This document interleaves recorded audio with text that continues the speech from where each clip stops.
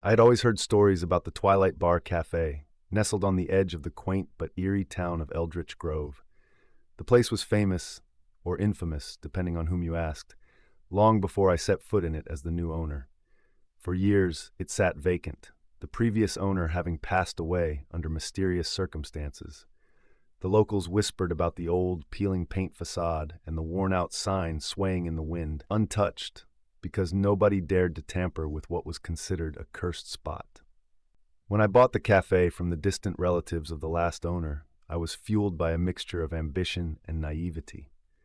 At 35, I had already experienced my share of corporate battles in the city, and I was looking for something different, something real. I wanted to bring life back to the Twilight Bar Cafe, ignorant of the literal meaning of my wish. The first few nights were spent in renovation, during which I camped inside the cafe.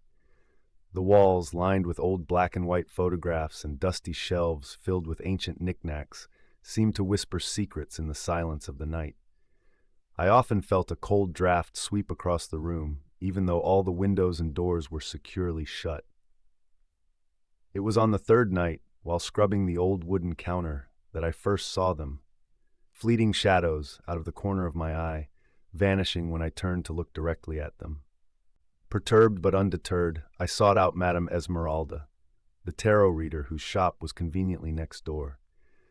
With her long, silver hair and eyes as deep and dark as the night sky, she was a figure straight out of the stories my grandmother used to tell. Her shop smelled of incense and old books, a comforting scent that did little to ease the chill that had settled in my bones. "Ah, the new proprietor of the Twilight," she intoned, her voice a melodic whisper that seemed to echo slightly in the cramped room. "You seek answers about your new acquisition, yes?" "Yes," I replied, surprised at how weak my voice sounded. "I think the place might be haunted." Madam Esmeralda chuckled softly, her laughter like the tinkling of wind chimes. "Not just haunted, my dear. The Twilight Bar Cafe is alive with spirits. 7 souls are tethered to it, trapped between worlds, condemned to serve and never to leave." "Why?" I asked, my curiosity piqued despite the creeping dread. "They were the staff when the tragedy that sealed their fates occurred. An unexplained fire many decades ago, no survivors, only stories left behind," she explained, shuffling her tarot cards with practiced ease. "They manifest fully at night, continuing what they did in life, perhaps in the hope of redemption or release." "What about the patrons?" I ventured, recalling glimpses of strange forms and eerie lights I had seen through the fogged windows. "Ah, the patrons," she said, spreading the cards in a wide arc on the table.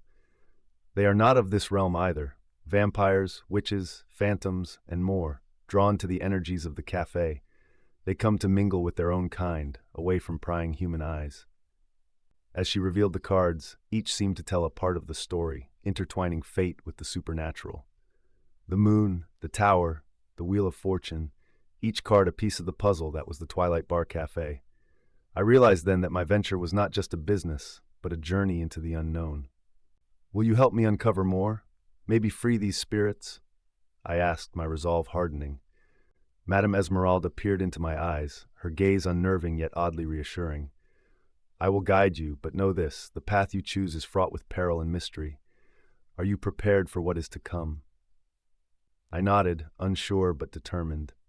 The Twilight Bar Cafe was not just a building. It was a gateway to secrets that were beyond the ordinary, and I was now its keeper. In the days following my meeting with Madam Esmeralda, I befriended another local, a tattoo artist named Lucas. He ran the Inked Veil tattoo parlor 2 doors down from the Twilight Bar Cafe.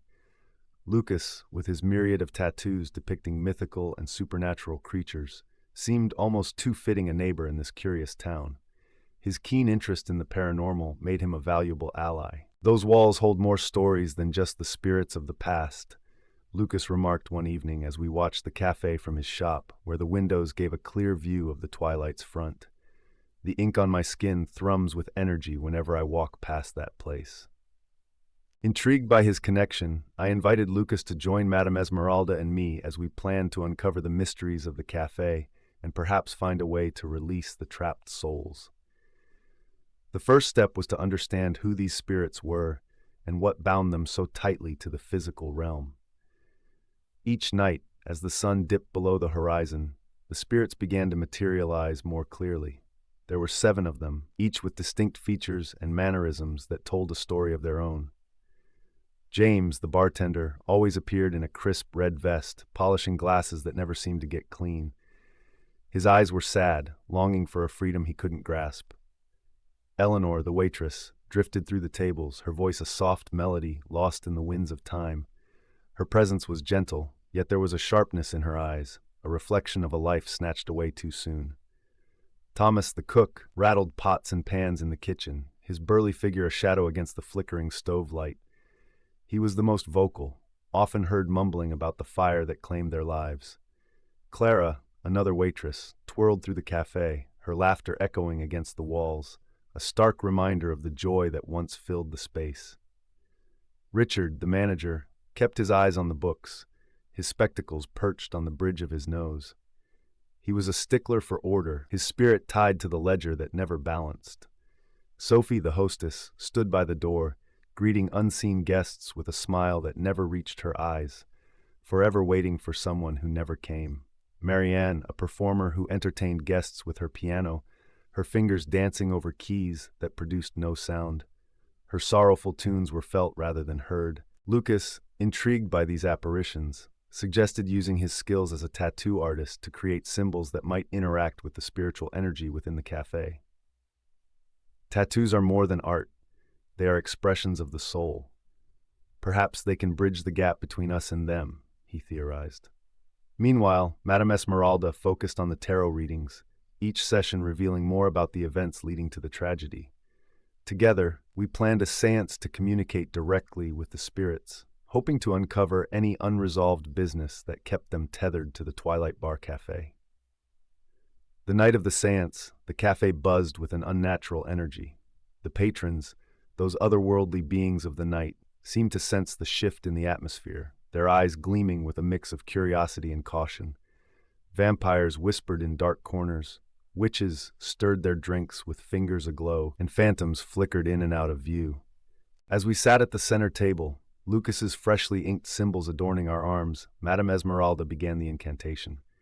The air thickened, the candles flickered wildly, and one by one the spirits of the Twilight Bar Cafe gathered around us, their forms steadier, their faces etched with hopeful desperation. James, Eleanor, Thomas, Clara, Richard, Sophie, Marianne, Madam Esmeralda called out, her voice strong and clear. We seek to understand your stories, to help you find peace. The planchette on the Ouija board began to move, spelling out words of longing and regret, tales of unfinished lives and unfulfilled dreams.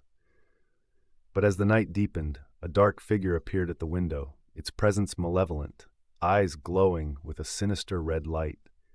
The specters of the Twilight Bar Cafe had, indeed, materialized one evening just before the official reopening.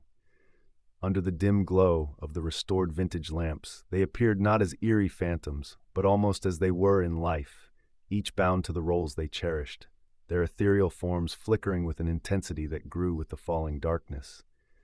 As Lucas and I, alongside Madam Esmeralda, watched in a mix of awe and trepidation, the spirits introduced themselves.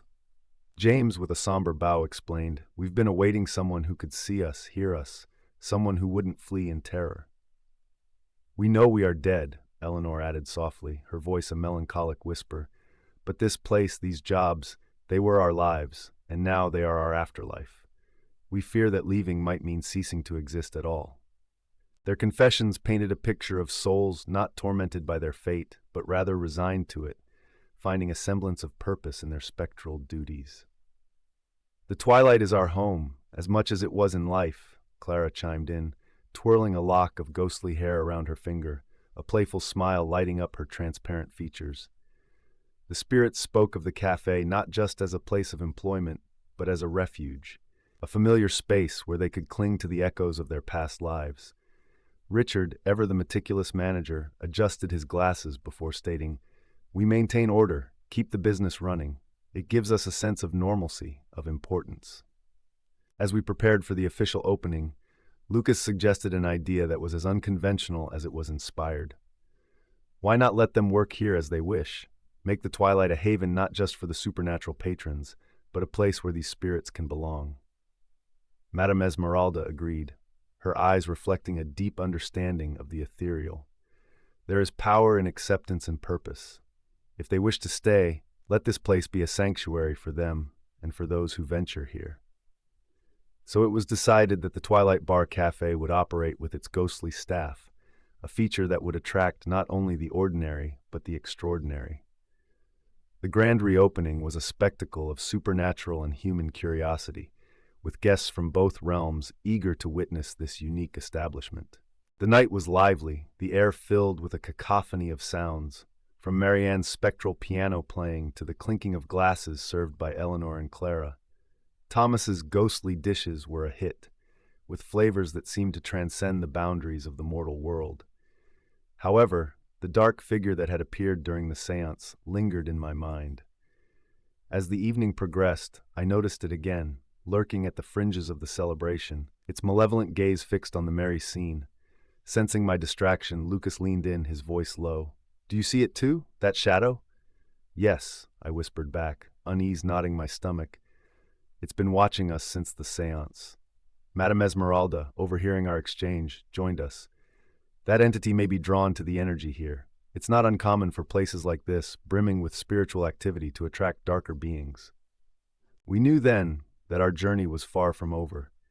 The Twilight Bar Cafe, while a sanctuary for many, had also piqued the interest of something potentially dangerous, and it was up to us to protect our spectral family and their unearthly patrons. The adventure, it seemed, was only beginning. As the nights rolled on, the dark figure continued to linger around the periphery of the Twilight Bar Cafe, its presence like a chilling whisper against the warmth of the bustling establishment. Each evening, as the cafe closed and the patrons, ranging from the ethereal to the extraordinary, drifted back into the shadows of Eldritch Grove, the figure seemed to edge closer, its form more defined, more menacing. Lucas, with his innate connection to the supernatural through his art, was the first to sense a shift. "There's a malevolence to it, a purpose." He observed one dusk as we watched the figure from the safety of his tattoo parlor. "It's not just watching, it's waiting for something." Determined to protect our newfound family and their sanctuary, we consulted Madam Esmeralda. She suggested an ancient rite that might reveal the intentions of the dark figure and perhaps provide a way to banish it. "This entity is drawn to the energy the spirits emit," she explained.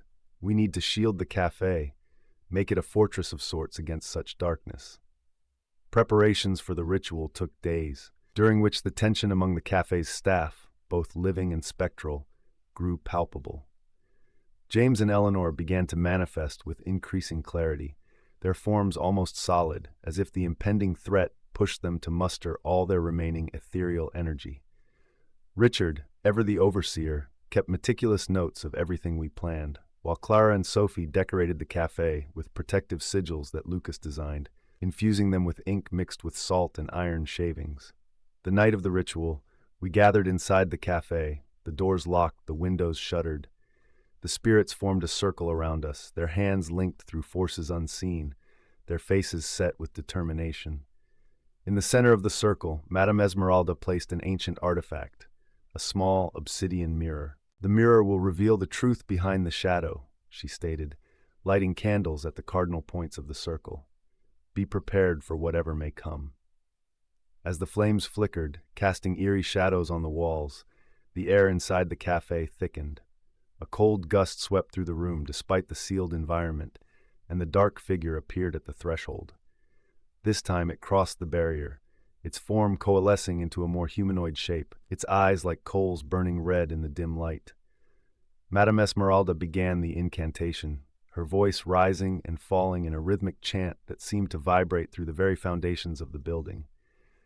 The mirror in the center of our circle began to glow with a pale, unearthly light. The figure hesitated, then stepped forward, reaching out toward the light. As it touched the mirror, the surface rippled like liquid, and the room filled with the sound of 1,000 whispers.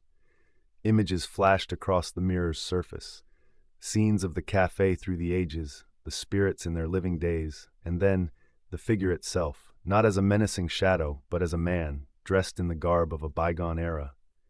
"He was a guardian," Madam Esmeralda whispered, her eyes wide with realization. bound to protect this place, but something has corrupted him, turned his purpose to malevolence. With a final surge of energy from our circle, the ritual reached its climax. The mirror shone brightly, engulfing the figure in light, and with a scream that echoed through time, the corruption was purged. The figure staggered back, his form now less ominous, the red in his eyes dimming. I remember," he gasped, looking around as if seeing the cafe for the first time. "I was meant to protect, not terrify." As the spirits of the Twilight Bar Cafe looked on, a sense of peace settled over the room. The guardian, now freed from the darkness that had ensnared him, nodded gratefully to us. "Thank you," he said before fading into the night, his duty finally fulfilled. The cafe, now truly a sanctuary for those who dwelt within and those who visited, thrived. Lucas's tattoos became symbols of protection. Madam Esmeralda continued her guidance, and I, the owner, finally understood that the Twilight Bar Cafe was more than a business. It was a legacy of spirits and magic, a beacon in the dark for all who needed refuge. In the weeks following the ritual, a serene calm settled over the Twilight Bar Cafe. The spirits, relieved of the dark presence that had haunted their sanctuary, seemed lighter, almost happier. James resumed his bartending with a vigor that had been absent before. His cocktails, though intangible to humans, were a hit among the supernatural patrons. Eleanor, Clara, and Sophie interacted with the visitors with newfound enthusiasm, their laughter often ringing through the air, harmonizing with Marianne's ethereal piano melodies. The cafe quickly became more than just a local curiosity. It transformed into a hub for the supernatural community. Word spread through the hidden channels of the magical and the mystical, drawing in creatures from far and wide.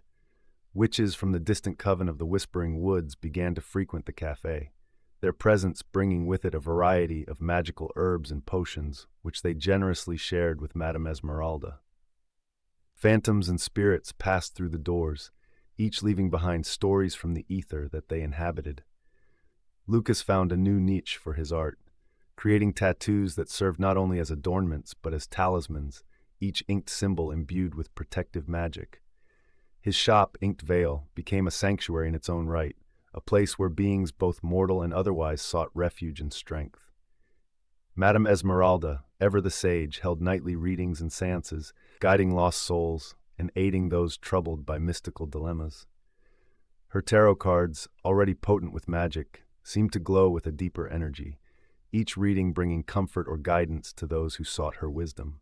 However, the peace was occasionally marred by visitors who, drawn by the tales of a haunted cafe, came with less than noble intentions.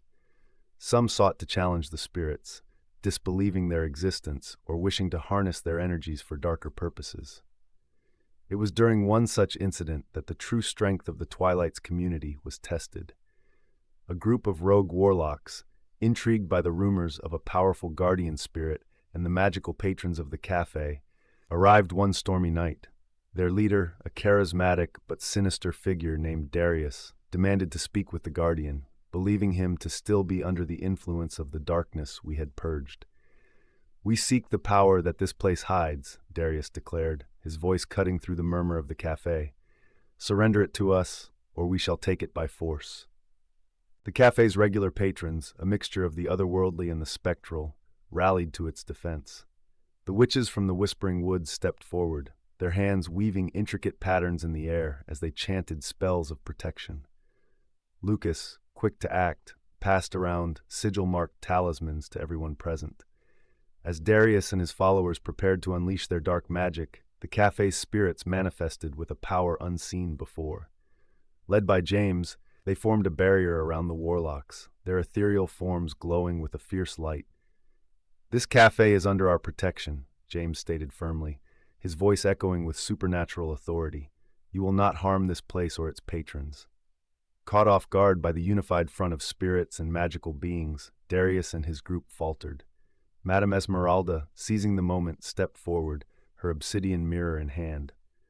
"Look in the mirror and see the truth of your path," she urged Darius, her voice commanding. Reluctantly, he gazed into the mirror, and his face paled as he saw not the power he desired, but the destruction his actions would bring. Shaken, he ordered his followers to retreat, leaving the cafe in peace once more.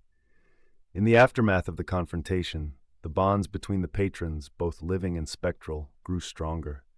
The Twilight Bar Cafe was not just a place of refuge, it was a symbol of unity and strength, a beacon in the dark for all who sought shelter from the stormy world outside. As the owner, I watched with pride and a deep sense of responsibility. The Twilight was more than a business, it was a community, a family bound not by blood, but by shared experiences and mutual protection. It stood as a testament to the possibility of coexistence and mutual respect among the myriad beings of this strange, magical world. The peace that had settled over the Twilight Bar Cafe after the Warlock's retreat did not last long. As the cafe's fame grew within the supernatural community, so did the curiosity and ambition of those who sought to understand or exploit its unique energies. It wasn't long before a new challenge emerged, this time from an unexpected corner. One crisp fall evening, a mysterious figure cloaked in a tattered black robe entered the cafe.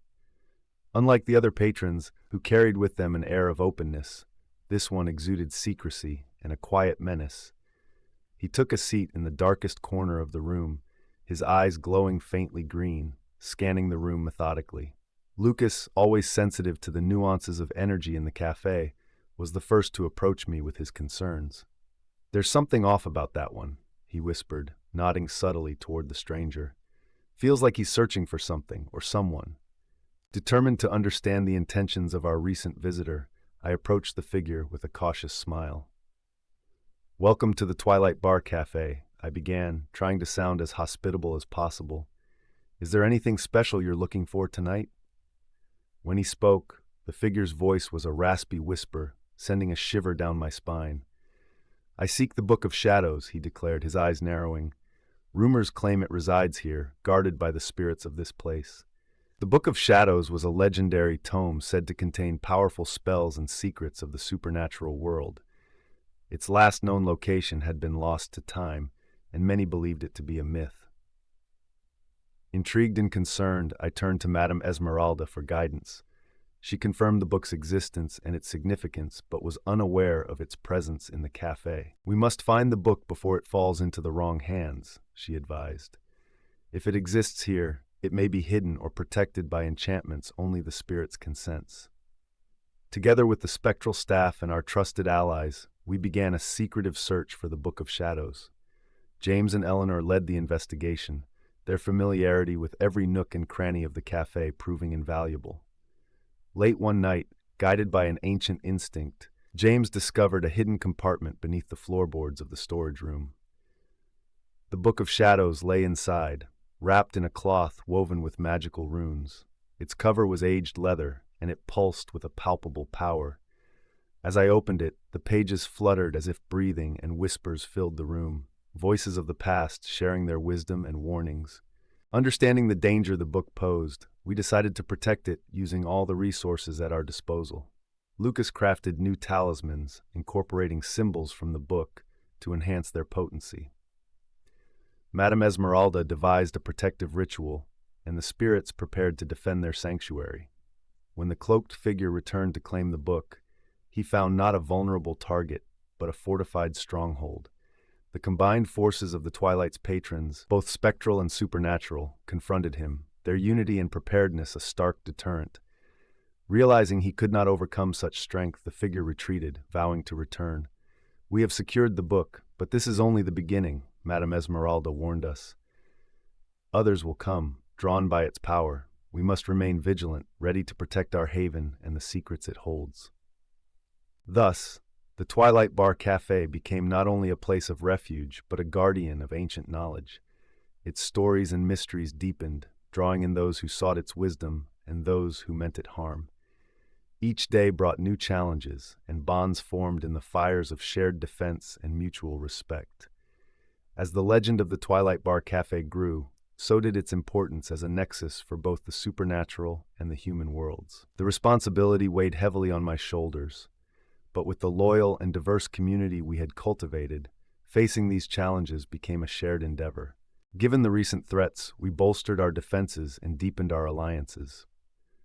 Madam Esmeralda suggested a series of community meetings within the cafe, bringing together the various factions of our supernatural clientele to discuss mutual protection and knowledge sharing.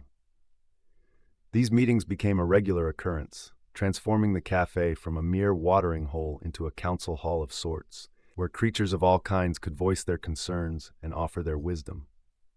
One evening, during one of these gatherings, a new crisis emerged. A rift had opened in the woods nearby, a tear in the fabric of reality itself, leaking dark energy into the world. This phenomenon was not only dangerous, but also attracted beings from other dimensions, some curious, others malevolent. A council was convened to address the rift. Among the attendees was Celine, a wise and ancient witch from the Whispering Woods who proposed a daring plan. The rift may be a result of the instability caused by our various uses of magic, she explained. We must harmonize our spells, create a balance to mend the tear. The plan required not just power, but precision. Each group had to lend their unique energies under the guidance of the cafe spirits who, due to their bound state between realms, could moderate the flow of magic. The task was daunting. The slightest miscalculation could worsen the rift. Preparation took several days. Lucas crafted amulets that would allow the wearers to withstand the intense energies involved. Eleanor and Clara organized supplies and refreshments, turning the cafe into both a war room and a sanctuary for those working on the seal. Finally, on a moonless night, we gathered in the woods, our group a motley crew of witches, phantoms, shapeshifters, and even a dragon in human form who went by the name of Ignatius. The spirits of the twilight floated among us, their presence soothing and their focus intense. Celine led the ritual, with Madam Esmeralda and I at her sides. As the participants chanted and the amulets glowed, a harmonious symphony of magical energies began to weave around the rift. The spirits guided these flows, their forms shimmering with the effort. The air buzzed with power, the woods alive with whispered incantations and leaves rustling. The rift responded, pulsing with dark energy initially, then gradually calming as the combined magic took effect. After what seemed like hours, a sudden silence fell. The rift, now stabilized, slowly sealed shut, leaving behind a faint scar in the air, a reminder of the fragility of our reality. Cheers erupted among the group, and a sense of accomplishment swept through us. Back at the cafe, a celebration ensued, one that lasted until the sun crept over the horizon. Stories were shared, friendships were forged, and the cafe solidified its role as a cornerstone of the supernatural community. I stepped outside with Lucas and Madam Esmeralda as dawn approached, looking over the now peaceful town. "We've done well," I said, feeling a mix of exhaustion and exhilaration. "But something tells me this is just the beginning." Lucas grinned, clapping me on the back. "As long as we stand together, whatever comes will face a united front. The Twilight has more than just ghosts. It has a family." Madam Esmeralda nodded sagely. "And as long as there are mysteries in the shadows, places like the Twilight will be needed. For every question we answer, a dozen more await." The Twilight Bar Cafe, once just a curious little establishment, had become a beacon of hope and a bastion of the unknown, ready to face whatever mysteries the future might hold.